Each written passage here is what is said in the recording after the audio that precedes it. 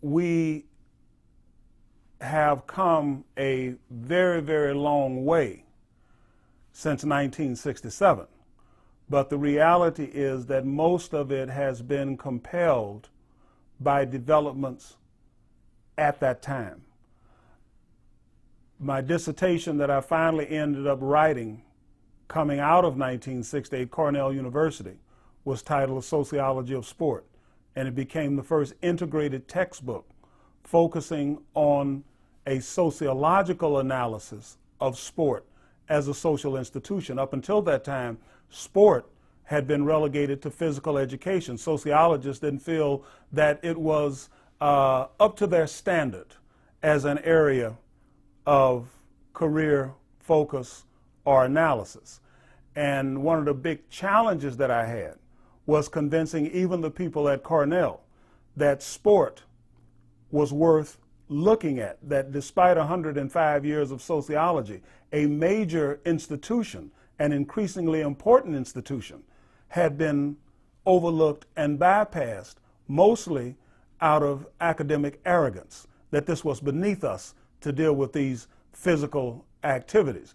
And the thing that finally convinced them that, hey, yeah, you can go ahead and write your dissertation in this area, was when I asked the question during a committee meeting, committee conference, my committee that was overseeing my dissertation, how can we believe as sociologists that a dyad, a two-person relationship, or a triad, a three-person relationship, is worthy of analysis that includes volumes and hundreds of dissertations, but 100 million people watching the Super Bowl is not worthy of investigation from a sociological perspective?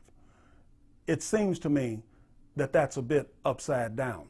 They had no response to that other than, okay, go ahead and do it. And at the end of it, it became, my dissertation was published as the first integrated textbook in the sociology of sport. Now, that is driven, that was driven by the events of 1967-68. My work as a consultant was driven by the events of 1967 and 68. Even at Berkeley, where I was on the faculty for 31 years, the sociology of sport was seen as less of an academic research area of career interest than a fascinating teaching interest that class in and class out logged 600, 700, 800. I had one class up there that had 1,100 students in it because everybody is interested in sports. But in terms of my actual standing in the department as a research PhD and so forth, they said, well, come on, this is sport. They felt pretty much the way my committee did initially at Cornell. This is sport. This is not sociology. This is not serious sociology. I mean, that guy that's sitting in a class with 5 graduate students, only 2 of whom even understand what he's talking about, that's a serious sociologist, you know.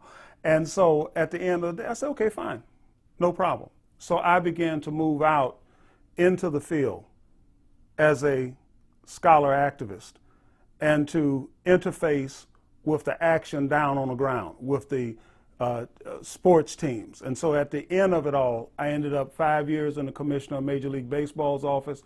I ended up 10 years with the Golden State Warriors and the NBA, and this is my 21st year here, not to speak of having lectured at every major institution in this country with a sports team, and having written extensively in every form of publication about sport and society. All of that was driven by events in 1967 and 68.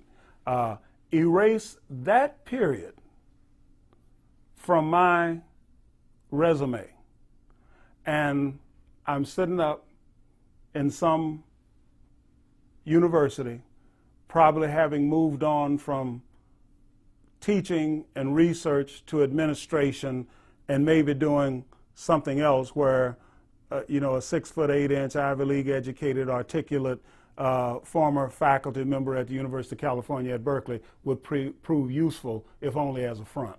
So all of this was driven by that one 18-month period.